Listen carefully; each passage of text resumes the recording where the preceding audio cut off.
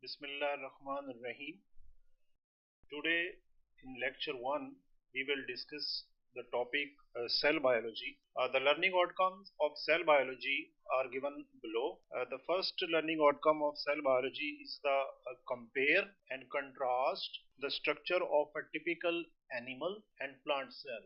The feature of animal and plant cells are given below. First of all, the cell wall is present in plant cell but it is absent in animal cell. The plastids which are absent in animal cells and present in plant cells. The glycosomes also absent in animal cells and present in plant cells. So these three structures which are on the top are absent in animal cells but present in plant cells. Next है जी हमारे पास lysosome. Lysosome animal cells में present है, plant cell में absent है. Flagella animal cells में present होते हैं, प्लांट सेल में एब्सेंट होते हैं. And centriole also present in animal cell but absent in plant cell. So these three structures are absent in plant cell.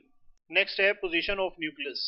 Animal cells के अंदर nucleus central position पे होता है, लेकिन प्लांट सेल में ये पेरिफेरल पोजीशंस के ऊपर मौजूद होता है. नेक्स्ट है position of vacuole. Animal cells के अंदर स्मॉल साइज के होते हैं, वन और more than one vacuole present होते हैं, लेकिन प्लांट सेल्स के अंदर मोस्टली एक होता है और वो सेंट्रल होता है. नेक्स्ट है फूड स्टोरेज. एनिमल्स के अंदर जो फूड स्टोरेज है वो ग्लाइकोजन की फॉर्म में होता है, इसी तरह से प्लांट्स के अंदर फूड स्टोरेज जो है वो स्टार्च की फॉर्म में मौजूद होता है. एनिमल सेल्स की जो शेप है वो यूजली तौर पे फिक्स नहीं होती, लेकिन प्लांट सेल के बाहर चूंकि सेल वॉल होती है जिसकी वजह से उसकी शेप फिक्स होती है. उसके बाद है कोऑर्डिनेशन. चैप्टर 17 सेकंड ईयर के अंदर बायोलॉजी में आपने पढ़ा है और चैप्टर 1 बायोलॉजी के अंदर भी गिवन है कि एनिमल्स के अंदर जो कोऑर्डिनेशन का जो प्रोसेस है वो केमिकल, हार्मोनल और नर्वस दो सिस्टम इसको कंट्रोल कर रहे होते हैं, लेकिन प्लांट्स के अंदर नर्वस सिस्टम मौजूद नहीं होता, हार्मोनल सिस्टम इसके अंदर मौजूद होता है. इसी तरह मोटेलिटी है.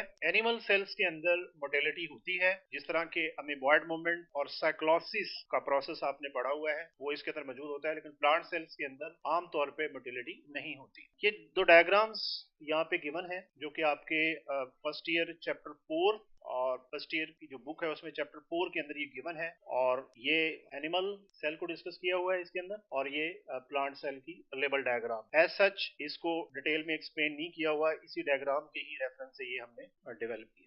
इसी तरह से कंपैरिजन तो हमने पढ़ लिया. अब कुछ सिमिलरिटीज हैं जो कि एनिमल और प्लांट सेल दोनों के अंदर मौजूद होती हैं. प्लांट और एनिमल सेल दोनों के दोनों यूकेरियोटिक सेल्स हैं और इनके अंदर cell membrane, cytoplasm, nucleus and organelles, और ये ऑर्गेनेल्स इसमें खासतौर पे double membranous organelle, mitochondria, ribosomes, endoplasmic reticulum, Golgi apparatus and peroxisomes, ये तमाम दोनों के अंदर मौजूद होते हैं. अब इस सारे टॉपिक को एक एमसीक्यूज के अंदर हम एक्सप्लेन करते हैं. Which of the following structure is absent, ये इसका कीवर्ड है, in higher plants and found in animal sales.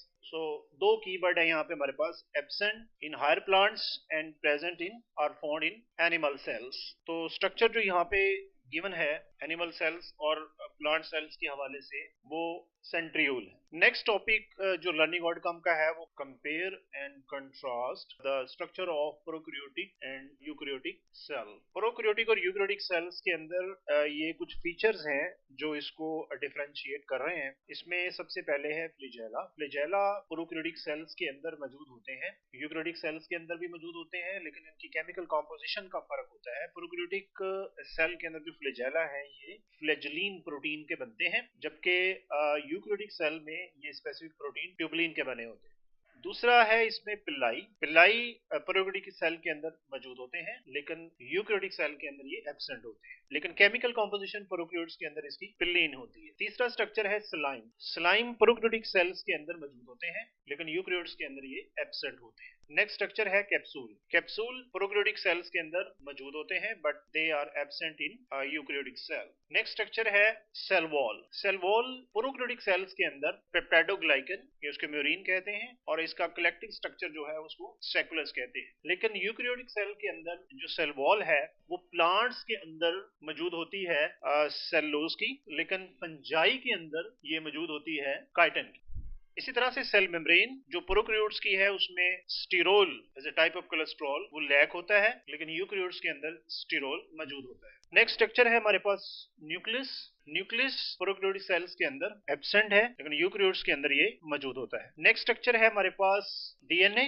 DNA prokaryotic cells के अंदर सबमर्ज होता है साइटोप्लाज्म के अंदर, लेकिन ये सिंगल सर्कुलर फॉर्म के अंदर मौजूद होता है। इसी तरह से यूकैरियोटिक सेल्स के अंदर जो डीएनए है वो न्यूक्लियस में, माइटोकॉन्ड्रिया में और क्लोरोप्लास्ट में 3 जगह पे ये मौजूद होता है, और इसकी जो स्ट्रक्चर है वो लीनियर है या वो सर्कुलर भी हो सकती है। नेक्स्ट, डीएनए के अंदर हिस्टोन या न्यूक्लियोहिस्टोन प्रोटीन प्रोकैरियोटिक सेल्स के अंदर मौजूद नहीं होती, बट ये यूकैरियोटिक सेल के अंदर मौजूद होती है। उसके बाद है post transcriptional modification. Prokaryotic cells के अंदर पोस्ट ट्रांसक्रिप्शनल मॉडिफिकेशंस नहीं होती। चैप्टर 20 के अंदर आपने ये पढ़ा है प्रोसेस पोस्ट ट्रांसक्रिप्शनल मॉडिफिकेशन का, ट्रांसक्रिप्शन का, ट्रांसलेशन का। तो जब भी हम कंपैरिजन कर रहे होते हैं तो हम बुक के अंदर जहां भी इसका क्रॉस रेफरेंस दिया होता है उन तमाम चीजों को सामने रखते हैं, लेकिन यूकैरियोट सेल के अंदर पोस्ट ट्रांसक्रिप्शनल मॉडिफिकेशन का प्रोसेस मौजूद होता है। नंबर ऑफ क्रोमोसोम प्रोकैरियोट्स के अंदर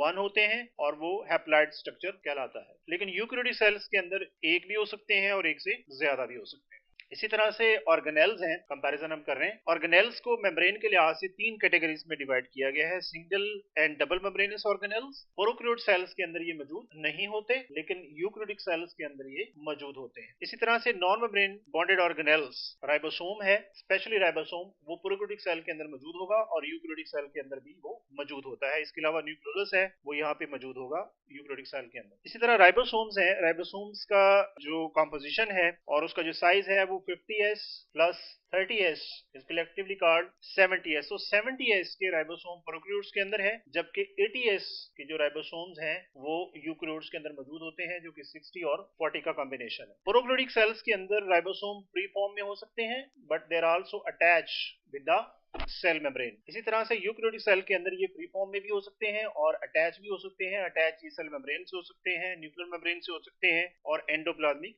रेटिकुलम के साथ अटैच हो सकते हैं।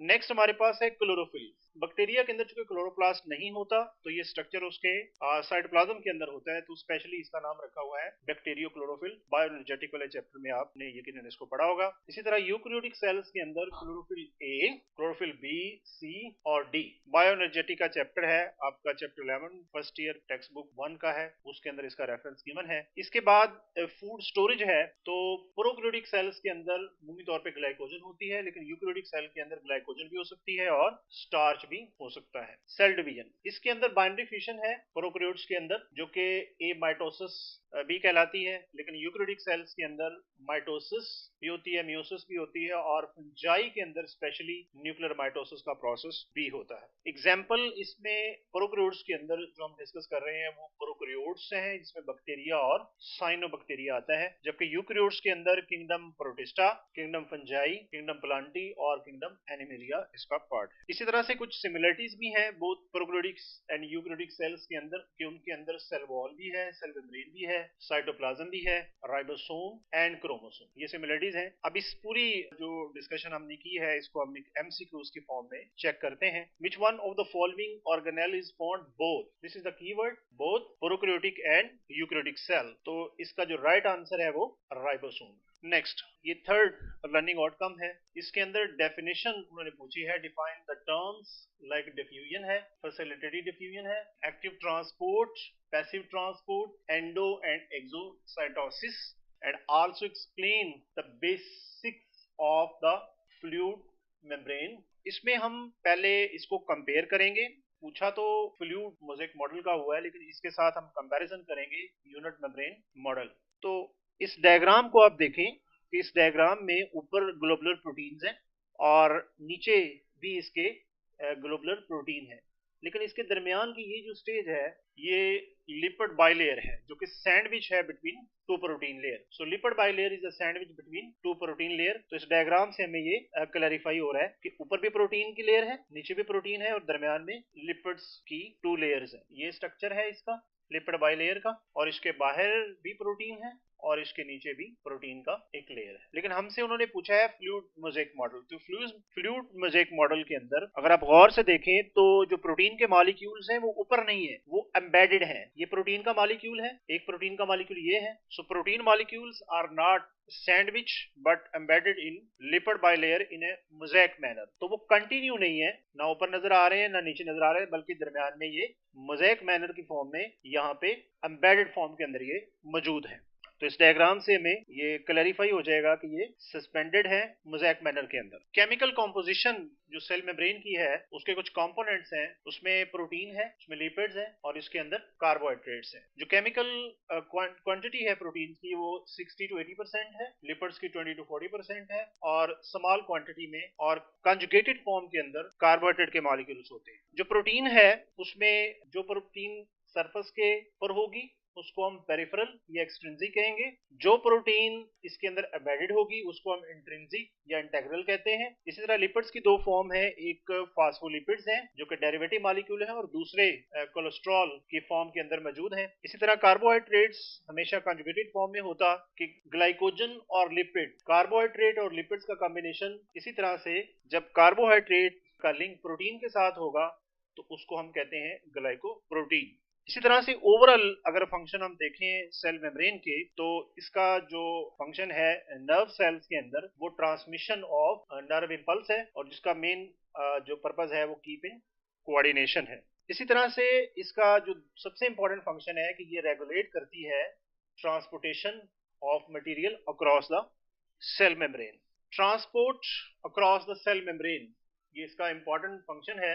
ट्रांसपोर्टेशन का जो प्रोसेस है वो डिपेंड कर रहा होता है, उसको हम क्लासीफाई करते हैं कि वेदर डिपेंड अपॉन एनर्जी और नॉट। एटीपी को अगर तो एटीपी इसमें यूज नहीं होते इस प्रोसेस के अंदर तो उसको हम पैसिव ट्रांसपोर्ट का नाम देते हैं, और अगर एटीपी के मॉलिक्यूल यहाँ पे यूटिलाइज होते हैं तो उसको हम एक्टिव ट्रांसपोर्ट का नाम देंगे। जो पैसिव ट्रांसपोर्ट होती है वो अलोंग द कंसंट्रेशन ग्रेडियंट या डाउनहिल मूवमेंट उसको हम कहते हैं, जबकि जो एक्टिव ट्रांसपोर्ट है वो केस कंसंट्रेशन ग्रेडियंट है या उसको हम अपहिल मूवमेंट का नाम देते हैं। तो ये इसका बेसिकली हम यहाँ पे कंपैरिजन कर रहे हैं पैसिव और एक्टिव ट्रांसपोर्ट का। इसी तरह से जो पैसिव ट्रांसपोर्ट है उसको फर्दर डिवाइड किया गया है दो प्रोसेस में, एक इसमें सिंपल डिफ्यूजन है और दूसरा इसके अंदर फैसिलिटेटेड डिफ्यूजन है।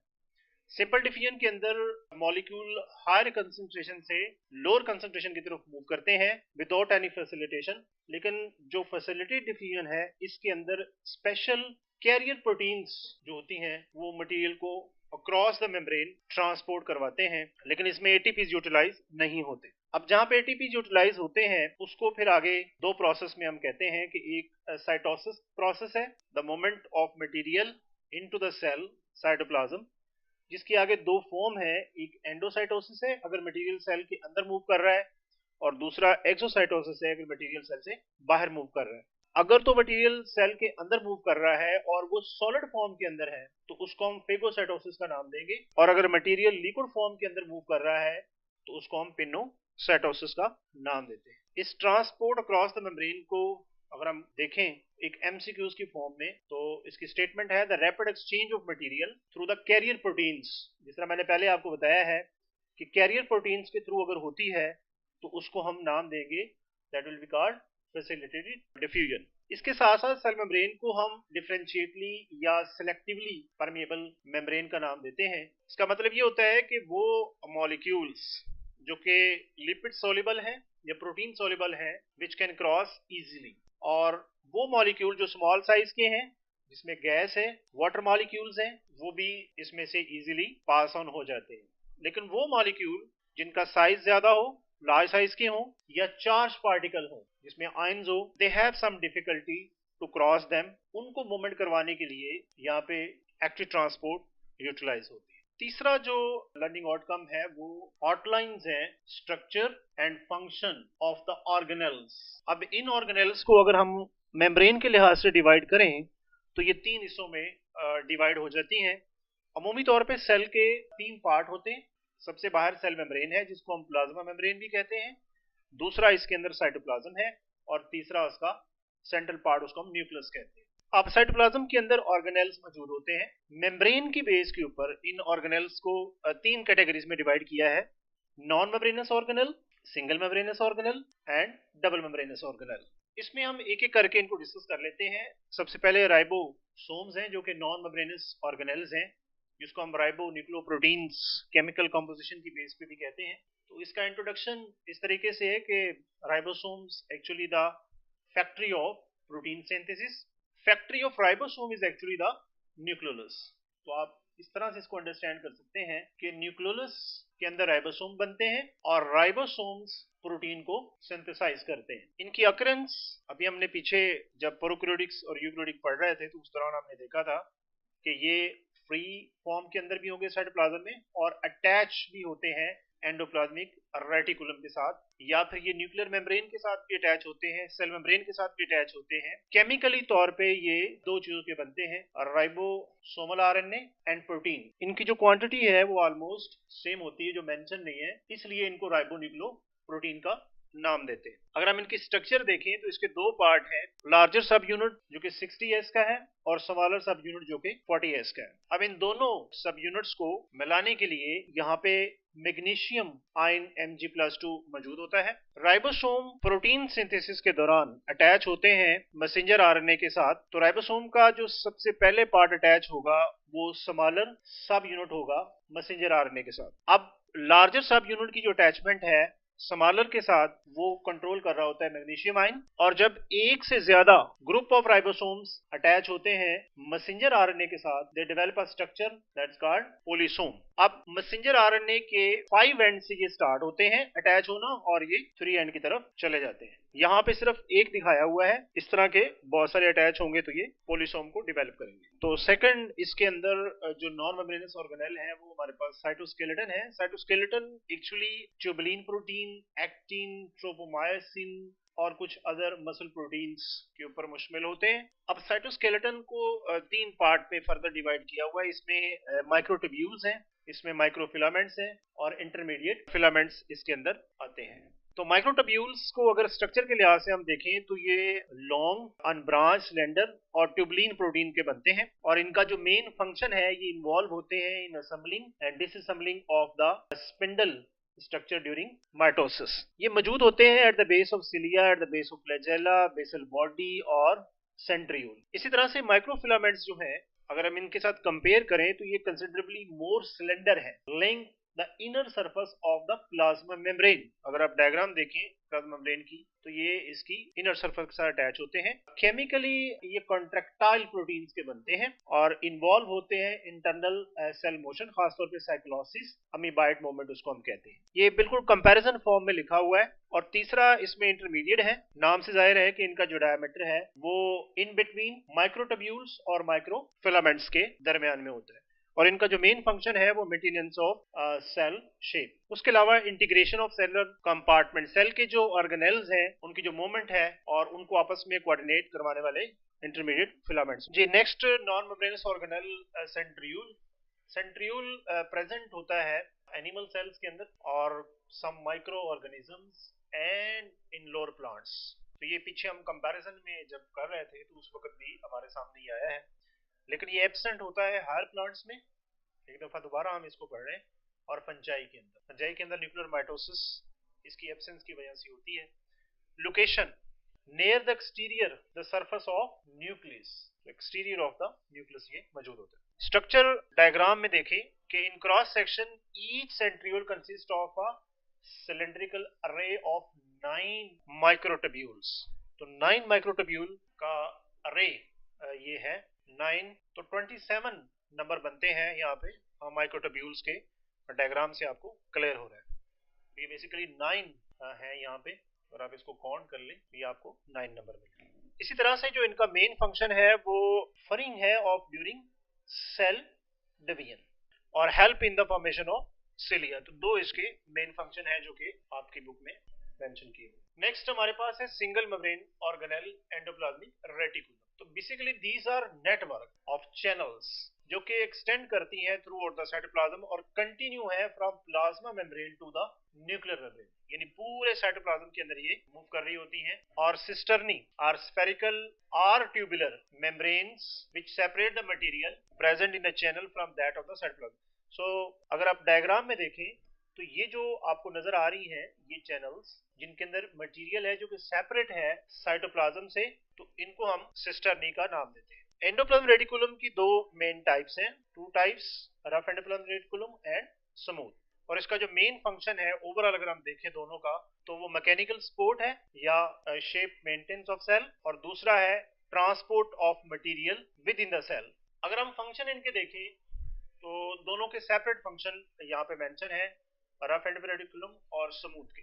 तो स्मूथ एंडोप्लाज्म रेटिकुलम का जो फंक्शन है वो लिपिड मेटाबॉलिज्म है, detoxification of the harmful drugs है, ट्रांसमिशन ऑफ नर्व इंपल्स है, और मसल सेल्स के अंदर जो कैल्शियम स्टोरेज है वो सार्कोप्लाज्मिक रेटिकुलम के अंदर होता है, और उसी सार्कोप्लाज्मिक रेटिकुलम को ही हम स्मूथ एंडोप्लाज्मिक रेटिकुलम कहते हैं। और जो रफ एंडोप्लाज्मिक रेटिकुलम है इनका जो मेन फंक्शन है वो सिंथेसिस ऑफ प्रोटीन है। इसी से एक क्वेश्चन हमने निकाला है, the organelle involve in the detoxification of the drug and poison. तो ये आपका कीवर्ड है, इनमें से कोई भी फंक्शन उठा के आप लाइक एज इस वाले फंक्शन को यहाँ पे रख दें, या फिर ट्रांसमिशन ऑफ नर्व इंपल्स को रख दें, या फिर कैल्शियम स्टोरेज को यहाँ पे रख दें, तो हर सूरत में आंसर जो है वो आपका स्मूथ एंडोप्लाज्मिक रेटिकुलम ही रहेगा। नेक्स्ट सिंगल मेम्ब्रेनस ऑर्गेनेल है Golgi apparatus. Discovery Camillo Golgi. Plant के अंदर इसको डिक्टियोसोम भी कहते हैं, चूंकि ये इन्वॉल्व होते हैं in construction of cell wall. इसी तरीके से गोल्जी एपरेटस अगर हम देखें तो ये stack of flattened membranes bounded sacs हैं। ये इसके कीवर्ड्स हैं इसकी डेफिनेशंस में, जिनको हम सिस्टर्नी कहते हैं। और ये सिस्टर्नी एसोसिएटेड होते हैं वेजिकल के साथ जब, तो उस वक्त इनको हम गोल्जी कॉम्प्लेक्स का नाम देते हैं। ये सिस्टर्नी जो स्टैक्स हैं वो कंटिन्यूसली बनते हैं fusion of the vesicle which are drive budding of the smooth endoplasmic reticulum। तो ये एक इंपॉर्टेंट चीज है कि स्मूथ एंडोप्लाज्मिक रेटिकुलम से ये वेजिकल्स बर्ड ऑफ होते हैं, और फिर ये सैक्स गोल्जी एपरेटस के साथ जब मिलती हैं तो उस वक्त इनको हम गोल्जी कॉम्प्लेक्स का नाम देते हैं। यहाँ पे गोल्जी एपरेटस के दो फेस दिखाए गए हैं कि इसमें एक जो आउटर कन्वेक्स फेस है उसको हम फार्मिंग फेस कहेंगे, और इनर कनकेव फेस को हम मैच्योरिंग फेस का नाम देते हैं। तो ये डायग्राम से आपको ज्यादा क्लैरिफाई हो जाएगा कि transport vesicles rough endoplasmic reticulum from endoplasmic reticulum ये यहाँ से बर्ड ऑफ होते हैं, और बर्ड ऑफ होने के बाद ये इस ट्रैक पे यहाँ से एंटर होंगे और यहाँ से इस फॉर्म के अंदर ये रिलीज होते हैं। तो बेसिकली जो पीछे हमने पढ़ा है उसी को इस तरीके से एक्सप्लेन किया हुआ है यहाँ पे। ये इसका फार्मिंग फेस है और ये इसका इस साइड पे मैच्योरिंग फेस है। फार्मिंग फेस को हम कन्वेक्स और मैच्योरिंग फेस को हम कनकेव कहते हैं। इस तरफ से ये मटेरियल इसमें एंटर होता है, यहाँ पे इसकी प्रोसेसिंग होती है, ग्लाइकोसाइलेशंस होती है, मॉडिफिकेशंस होती हैं, और यहाँ से न्यू ट्रांसपोर्टरी वेसिकल्स इसके अंदर से बर्ड ऑफ होते हैं।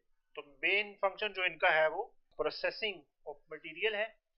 ये फंक्शन है इसके अंदर से पैसेज ऑफ सिक्रीशन मैं एक्सप्लेन करता हूँ यहाँ पे कि रफ एंडोप्लाज्मिक रेटिकुलम से ये चीजें इसके अंदर से मूव करके आती हैं ट्रांसपोर्टरी वेसिकल में। ट्रांसपोर्टरी वेसिकल जब गोल्जी एपरेटस के साथ अटैच होता है तो उसके अंदर इसकी modification of protein and lipids by adding carbohydrates and converting them into glycoprotein and glycolipids. तो बेसिकली मॉडिफिकेशन या ग्लाइकोसाइलेशन या फॉर्मेशन ऑफ कॉन्जुगेटेड मॉलिक्यूल्स, ये सारा फंक्शन गोल्जी एपरेटस के अंदर होता है। उसके बाद ये जो मटेरियल यहाँ पे बना है या तो वो गोल्जी वेसिकल्स की फॉर्म में लाइसोसोम में चला जाएगा या फिर एक्सक्रीटरी ग्रेन्यूल्स की फॉर्म में बाकी ऑर्गेनेल्स के अंदर जाएगा।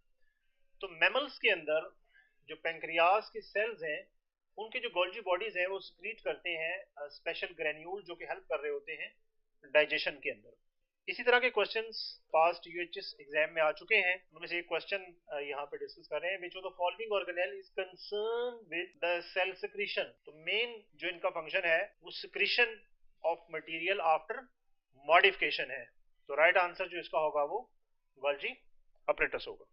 Lysosome, these are also single membranous organelles found in most eukaryotic cells bonded by single membrane। इसकी जो केमिकल कॉम्पोजिशन है, इसके अंदर हाइड्रोलाइटिक एंजाइम्स होते हैं और इन्हीं हाइड्रोलाइटिक एंजाइम्स के अंदर एसिड फॉस्फेटेजेस मौजूद होते हैं। लाइसोसोम्स मोस्ट अबंडेंट होते हैं फेगोसिटिक एक्टिविटी शोइंग सेल्स के अंदर, खासतौर पे न्यूट्रोफिल और मोनोसाइट्स के अंदर। Rough endoplasmic reticulum synthesize them and they are processed by the Golgi body. ये जो मटेरियल है ये रफ एंडोप्लाज्मिक रेटिकुलम में सिंथेसाइज होता है और इसकी फर्दर प्रोसेसिंग होती है गोल्जी एपरेटस के अंदर और फिर ये पैक हो जाते हैं इनटू अ लाइसोसोम। वो लाइसोसोम जो कि प्रोसेस होते हैं एंजाइम्स और budded off Golgi vesicle for the first time, जो इनएक्टिव होते हैं, इनर्ट होते हैं, फर्स्ट फॉर्म होते हैं, उनको हम प्राइमरी लाइसोसोम्स का नाम देते हैं। और वही प्राइमरी लाइसोसोम्स जब फ्यूज करेंगे किसी भी डाइजेस्टिव वैक्यूल के साथ तो उन्हीं का नाम पड़ जाएगा सेकेंडरी लाइसोसोम, या उनको हम एक्टिव या रिएक्टिव या फंक्शनल लाइसोसोम्स का नाम भी देते हैं। ये डायग्राम आपको ज्यादा क्लैरिफाई कर देगी कि यहाँ पे जो सबसे पहले लाइसोसोम बना है ये प्राइमरी है, उसके बाद ये जब फूड वैक्यूल के साथ अटैच हो जाएगा तो फंक्शनल होगा और फंक्शनल के बाद इसको हम सेकेंडरी लाइसोसोम कहेंगे और ये हेल्प कर रहा है डाइजेशन के अंदर। तो इस तरीके से प्राइमरी सेकेंडरी में चेंज हो जाता है। लाइसोसोम्स के कुछ फंक्शंस हैं, इनमें एक तो autophagy of the old part such as mitochondria, extracellular digestion, degeneration of the developmental process जो कि अपोप्टोसिस का प्रोसेस है वो भी ये कंट्रोल कर रहा होता है। कुछ डिसफंक्शन है लाइसोसोम्स के, उनको हम दो हिस्सों में डिवाइड करते हैं, कॉन्जेनिटल डिजीज है और इनकी आगे फिर दो टाइप्स हैं, ग्लाइकोजेनेसिस टाइप 2 और दूसरी है टे सेक डिजीज। दोनों के अंदर जो प्रॉब्लम है वो डिसफंक्शन या मेल फंक्शन ऑफ लाइसोसोम है। ग्लाइकोजेनेसिस टाइप 2 के अंदर जो लीवर एंड मसल सेल्स होते हैं उनके अंदर चूंकि ग्लाइकोजन स्टोर होती है और अगर लाइसोसोम फंक्शन ना करे या वो एंजाइम प्रोड्यूस ना करे और वो एंजाइम जो कि ग्लाइकोजन को ग्लूकोज में कन्वर्ट करता है अगर वो मिसिंग हो तो उस वक्त जो डिजीज होगी उसको हम ग्लाइकोजेनेसिस टाइप 2 कहते हैं।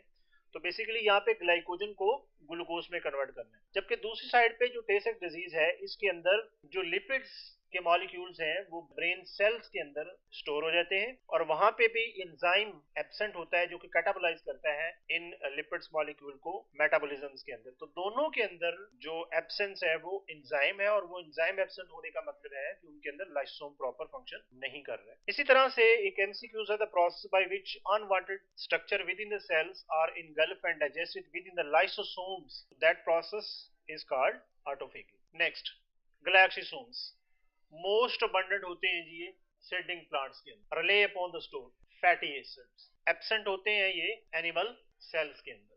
तो सीडलिंग का मतलब यहाँ पे ये है कि जब यंग प्लांट होगा जो ग्रो कर रहा होगा उसके अंदर जो फैटी एसिड्स हैं उन्होंने ग्लूकोज में कन्वर्ट होना है तो उसको ग्लूकोज में ये कन्वर्ट करवाते हैं।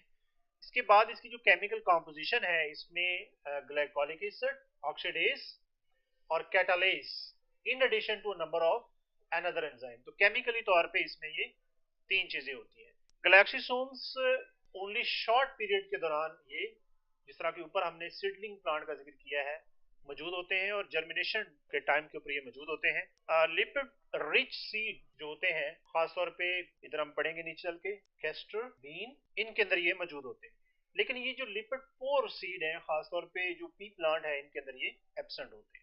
अगेन वही इनका फंक्शन है कि सीडलिंग और जर्मिनेशन के दौरान इन्होंने स्टोर फैटी एसिड को कन्वर्ट करना है कार्बोहाइड्रेट्स के अंदर। एक साइकिल है जो ग्लाइकोसोम के अंदर होती है जिसको हम ग्लाइकोसिलेट साइकिल कहते हैं और इसका मेन जो पर्पस होता है वो एंजाइम्स प्रोड्यूस करना होता है जो कि कन्वर्ट कर रहा होता है फैटी एसिड को सक्सिनेट्स के अंदर। तो ये इसका मेन फंक्शन है जो कि इसको कन्वर्ट कर रहा होता है। इसी तरह से प्रोक्सिसोम्स हैं और प्रोक्सिसोम्स लीवर सेल्स और अदर टिश्यूज के अंदर ये मौजूद होते हैं। सिंगल मेम्ब्रेनस होते हैं, बोथ एनिमल्स और प्लांट दोनों के अंदर ये मौजूद होते हैं। इसी तरीके से ये यीस्ट, प्रोटोजोआ और हर प्लांट्स के अंदर भी ये मौजूद होते हैं। इनका मेन फंक्शन, इनके अंदर ऑक्सीडेटिव एंजाइम्स मौजूद होते हैं और ये peroxidase, catalase, glycolic acid oxidase, और इनका नाम इसलिए पेरोक्सिसोम रखा गया है कि इनके अंदर formation and decomposition of hydrogen peroxide इस तरीके से इसका नाम जो है वो रखा गया। माइटोकॉन्ड्रिया, ये फर्स्ट डबल मेम्ब्रेनस ऑर्गेनेल है जो हम पढ़ रहे हैं। इसको आमतौर पे power house of the cell कहते हैं। इनके जो नंबर और साइज है वो दोनों वेरी करते हैं, वेरिएबल है, और डिपेंड कर रहा होता है जो physiological activity of the cell. Structure के लिहाज से अगर हम इसको देखें तो कंपाउंड माइक्रोस्कोप के अंदर या तो ये वेसिकल फॉर्म में नजर आएंगे, या रॉड शेप में नजर आते हैं, या फिलामेंटस फॉर्म के अंदर होते हैं। लेकिन अगर हम इसको इलेक्ट्रॉन माइक्रोस्कोप के अंदर देखें तो इसकी बड़ी कॉम्प्लेक्स मॉर्फोलॉजी नजर आती है। इसमें आउटर मेम्ब्रेन है, ये इनर मेम्ब्रेन है। Inner membrane is folded in finger like projection, उसको हम क्रिस्टी का नाम देते हैं। आउटर मेम्ब्रेन आमतौर पे इसमें स्मूथ होती है, लेकिन इनर मेम्ब्रेन जो है वो फोल्डेड है, और उस फोल्डिंग को ही हम क्रिस्टी का नाम देते हैं। Inner membrane surface of Christie of the mitochondria contain a small knob-like structure, और उन्हीं knob-like structures को हम F1 पार्टिकल कहते हैं। अगर आप इस डायग्राम को दोबारा देखें तो ये knob-like structure इसके ऊपर दिए हुए हैं, जिनको हम F1 या फंडामेंटल पार्टिकल का नाम दिया जाता है। ओवरऑल जो फंक्शन है माइटोकॉन्ड्रिया के वो क्रेब्स साइकिल है, एरोबिक रेस्पिरेशन है, और फैटी एसिड मेटाबॉलिज्म इसके अंदर होता है। इसी से एक क्वेश्चन जो भी हमने डिस्कस किया है, the inner membrane of the mitochondria is folded to form a finger like structure, अभी हमने ऊपर डिस्कस किया है, उसको हम क्रिस्टी कहते हैं। ये दूसरा डबल मेम्ब्रेनस ऑर्गेनेल है, उसको हम न्यूक्लियस कहेंगे, और न्यूक्लियस रिपोर्ट किया रॉबर्ट ब्राउन ने। इसकी लोकेशन, इसकी शेप और इसके नंबर ये सब वेरी करते हैं, सो वेरिएबल है। केमिकली तौर पे अगर न्यूक्लियस की कंपोजिशन हम देखें तो इसके अंदर डीएनए, आरएनए और प्रोटीन खास तौर पे इसके अंदर मौजूद होती है, including enzyme. Nucleus non dividing stage के ऊपर विजिबल होता है, visible only non dividing stage. It contain chromatin material network और सोल्यूबल सैप इसके अंदर मौजूद है, जिसको हम नाम देते हैं न्यूक्लियोप्लाज्म। तीन इसके मेन कंपोनेंट बनेंगे, एक न्यूक्लियर इनवेलप है, एक न्यूक्लियोप्लाज्म है, और बाकी इसके अंदर मटेरियल मौजूद होता है। न्यूक्लियस के तीन पार्ट हैं, न्यूक्लियर मेम्ब्रेन है, न्यूक्लियोलस है, और क्रोमोसोम्स। न्यूक्लियर मेम्ब्रेन को अगर हम देखें तो इसके दो पार्ट मिलते हैं, टू मेम्ब्रेन्स हैं। आउटर मेम्ब्रेन जो कि कंटिन्यू होती है विद एंडोप्लाज्मिक रेटिकुलम के साथ, और दूसरे जो इनर पार्ट है उसका काम होता है न्यूक्लियर कंटेंट के साथ उसको इनक्लोज करना। तो अगर यहाँ से आप देखें तो एक बाहर की मेम्ब्रेन नजर आ रही है और एक इसी तरह से इसके अंदर मौजूद है, तो डबल मेम्ब्रेन ही होती है। और इसके अंदर न्यूक्लियर पोर मौजूद होते हैं, जो कि हमें यहाँ से डायग्राम से क्लियर हो रहे हैं कि these are the nuclear pores of the nuclear envelope. Undifferentiated cell जो होते हैं, खासतौर पे जो एग सेल है, इसके अंदर इनकी जो तादाद है वो 30,000, लेकिन जो डिफरेंशिएटेड सेल होते हैं, मेच्योर सेल होते हैं, लाइक्रोसाइड, इसमें 3 से 4 न्यूक्लियर पोर मौजूद होते हैं पर न्यूक्लियस। इसी तरह से इसका जो मेन फंक्शन है न्यूक्लियर पोर का, वो एक्सचेंज ऑफ मटेरियल है बिटवीन साइटोप्लाज्म एंड न्यूक्लियस। दूसरी जो चीज इसके अंदर है वो न्यूक्लियोलस है। न्यूक्लियोलस डार्कली स्टेन्ड है, और ये नॉन मेम्ब्रेनस ऑर्गेनेल है, इसकी कोई मेम्ब्रेन नहीं होती।